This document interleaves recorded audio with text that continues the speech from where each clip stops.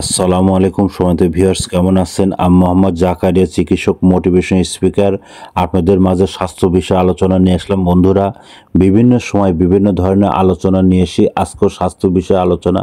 তো বন্ধুরা, আজকে আলোচনার বিষয় যে আপনার ওষুধ ছাড়া কিভাবে আপনারা ঘুম নিয়ে আসবেন, তাহলে এই ভিডিওটা প্রথম থেকে শুরু করে শেষ পর্যন্ত না টেনে শুনবো।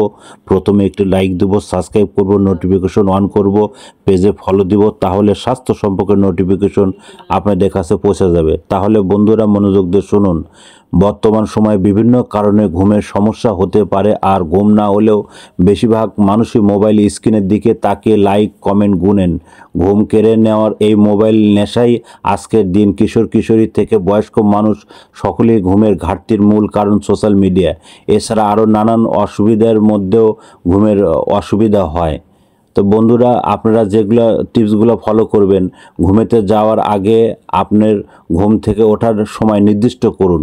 বিছানা যাওয়ার অন্তত 2 ঘন্টা আগে এবং রাত্রিতে খাবার খেয়ে নেওয়া ভালো হয়। রাত্রিতে বেশি পানি পান করবেন না। সন্ধ্যার পর চা, কফি, সিগারেট না খাওয়াটাই ভালো, এতে ঘুম আসতে চায় না। সকালে সন্ধ্যায় কিছুটা এক্সারসাইজ করলে ঘুম ভালো হয়। মদ্যপান করলে সাময়িক ঘুম পেলেও পরে নেশাগ্রস্ত হওয়ার ঝুঁকি থাকে। ঘুমানোর 4 ঘন্টা আগে মিষ্টি, বেশি মশলাদার খাবার খাবেন না। বিছানাকে কেবলমাত্র ঘুমানোর জায়গা হিসেবে ব্যবহার করুন।